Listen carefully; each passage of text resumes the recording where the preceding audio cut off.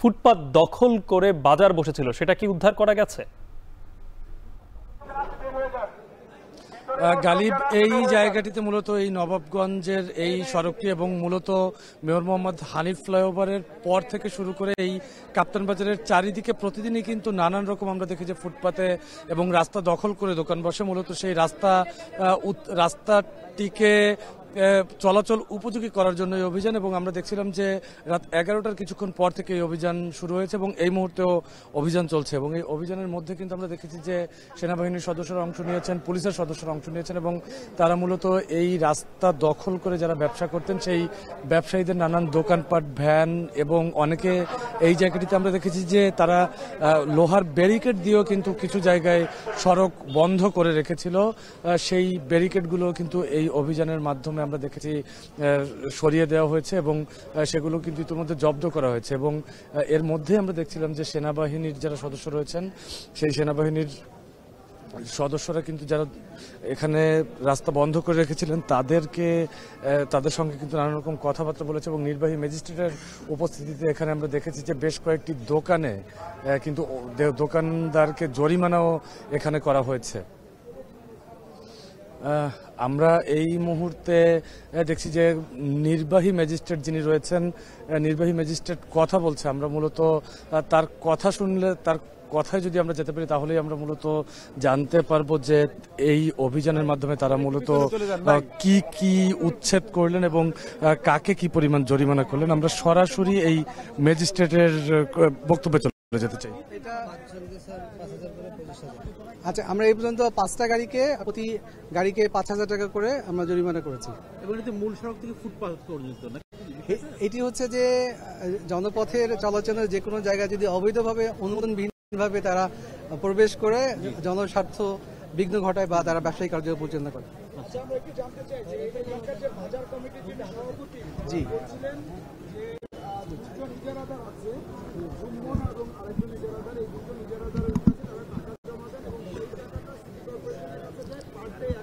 আচ্ছা, এখানে ইজারাদার কে আছেন আমি ঠিক নামটা মনে নাই।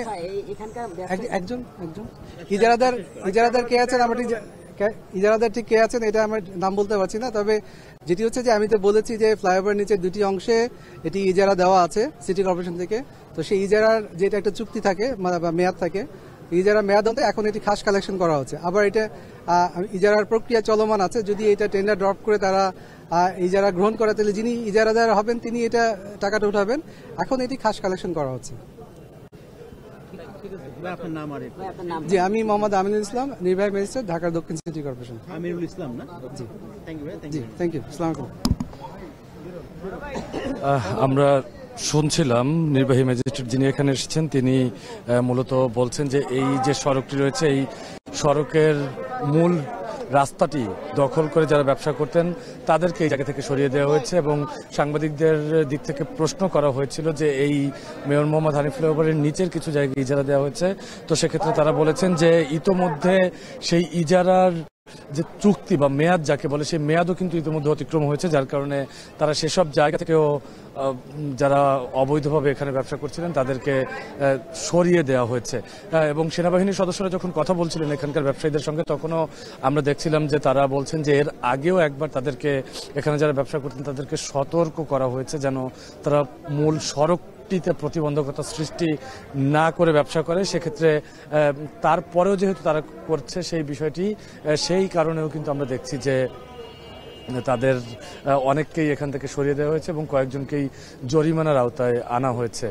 এবং যৌথ বাহিনীর পক্ষ থেকে আমরা দেখছি যে তারা এখানকার যে বুলডোজার রয়েছে সেগুলোও কিন্তু নিয়ে এসেছে, অর্থাৎ কেউ যদি সরতে না চায় সেক্ষেত্রে তাদেরকে সরিয়ে দেওয়ার ব্যবস্থা করার জন্য কিন্তু আমরা দেখেছিলাম যে এই জায়গাটিতে সব ধরনের বন্দোবস্তই যৌথ বাহিনী এখানে করে রেখেছিল। এবং এই মুহূর্তে কিন্তু আমরা দেখছি যে অভিযান প্রায় শেষের দিকে। সেক্ষেত্রে এখানে যারা দোকানি যারা ছিলেন হয়েছিল তাদের আমরা দেখছিলাম যে অন্যান্য যে সড়কগুলো রয়েছে তাদের মালামালগুলো সরিয়ে অন্যান্য সড়কেও ইতোমধ্যে তারা অনেকেই সরিয়ে ফেলেছেন, যার কারণে এই সড়কটি কিন্তু এখন বেশ ফাঁকাই দেখা যাচ্ছে। যদিও প্রতিদিন সকাল বেলা থেকেই দেখা যায় যে গুলিস্তানের চারপাশ ঘিরে যে সড়কগুলো রয়েছে সেই সড়কগুলোতে অবৈধভাবে দোকান বসে এবং সেটি কিন্তু মূল যানবাহন চলাচলের যে প্রতিবন্ধকতা রয়েছে সেই প্রতিবন্ধকতা সৃষ্টি করে, যার কারণে এই জায়গাটিতে দীর্ঘ যানজটে পড়তে হয় নগরবাসীকে। আমি আবার একটু জানিয়ে রাখতে চাই যে এই অভিযানটি যৌথ বাহিনী অর্থাৎ সেনাবাহিনী, পুলিশ এবং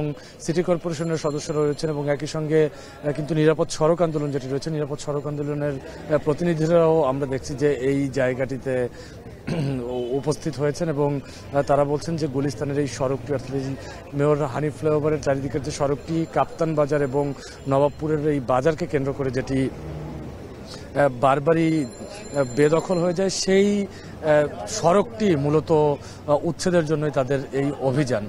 এবং আশপাশের যারা রয়েছে বা যারা এই সড়কে চলাচল করছে তারা কিন্তু বলছে যে এই উদ্যোগকে সবাই স্বাগত জানিয়েছেন।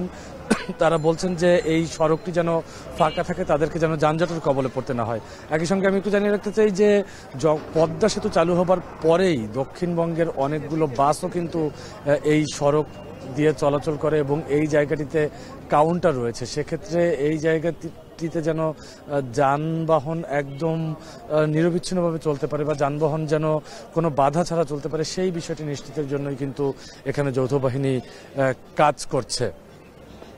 আমরা দেখছিলাম যে 11টা থেকে এই অভিযান মূলত শুরু হয়েছে এবং এই অভিযান শুরু হবার পর থেকেই সড়কে যেসব দোকানগুলো মূলত আমরা দেখছিলাম নানান রকম খাঁচা বা ব্যারিকেড দিয়েও কিন্তু এই সড়কটি আটকে রাখা হয়েছিল, সেই জিনিসগুলো ইতিমধ্যেই উচ্ছেদ করা হয়েছে এবং বেশ কয়েকজন ব্যবসায়ীকেও কিন্তু এই জায়গাটি থেকে জরিমানা করা হয়েছে যাদেরকে এর আগেও সতর্ক করা হয়েছিল। এবং যৌথ বাহিনীর পক্ষ থেকে বলা হচ্ছে, যিনি নির্বাহী ম্যাজিস্ট্রেট রয়েছেন তিনি আমাদেরকে জানিয়েছেন যে সরকারের এই ধরনের অভিযান অব্যাহত থাকবে। এই ছিল রাজধানীর কাপ্তান বাজার থেকে আমার কাছে সব শেষ। গালিব। রাজধানীর কাপ্তান বাজারে যৌথ বাহিনীর অভিযানে অবৈধ স্থাপনা উচ্ছেদ করা হচ্ছে সেই বিষয় নিয়ে সর্বশেষ জানাচ্ছিলেন রকিবুল রাহাত। আমরা এই মুহূর্তে দেখছি যে নির্বাহী ম্যাজিস্ট্রেট যিনি রয়েছেন, নির্বাহী ম্যাজিস্ট্রেট কথা বলছে। আমরা মূলত তার কথা শুনলে, তার কথায় যদি আমরা যেতে পারি তাহলেই আমরা মূলত জানতে পারবো যে এই অভিযানের মাধ্যমে তারা মূলত কি কি উচ্ছেদ করলেন এবং কাকে কি পরিমাণ জরিমানা করলেন। আমরা সরাসরি এই ম্যাজিস্ট্রেটের বক্তব্যে চলে যেতে চাই।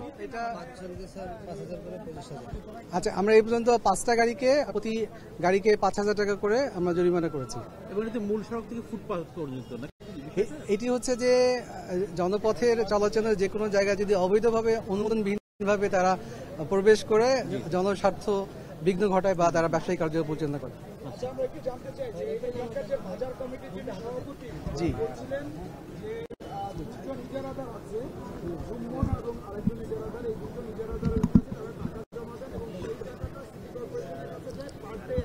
আচ্ছা, এখানে ইজারাদার কে আছেন আমি ঠিক নামটা মনে নাই। একজন ইজারাদার কে আছেন আমার ঠিক ইজারাদার ঠিক কে আছেন এটা আমার নাম বলতে পারছি না। তবে যেটি হচ্ছে যে আমি তো বলেছি যে ফ্লাইওভার নিচে 2টি অংশে এটি ইজারা দেওয়া আছে সিটি কর্পোরেশন থেকে। তো সেই ইজারার যেটা একটা চুক্তি থাকে বা মেয়াদ থাকে, ইজারা মেয়াদ হতে এখন এটি খাস কালেকশন করা হচ্ছে। আবার এটা ইজারার প্রক্রিয়া চলমান আছে। যদি এটা টেন্ডার ড্রপ করে তারা ইজারা গ্রহণ করে তাহলে যিনি ইজারাদার হবেন তিনি এটা টাকাটা উঠাবেন। এখন এটি খাস কালেকশন করা হচ্ছে। জি, আমি মোহাম্মদ আমিনুল ইসলাম, নির্বাহী ম্যাজিস্ট্রেট, ঢাকার দক্ষিণ সিটি কর্পোরেশন। আমিনুল ইসলাম না? জি, থ্যাংক ইউ। Thank you. আসসালামু আলাইকুম।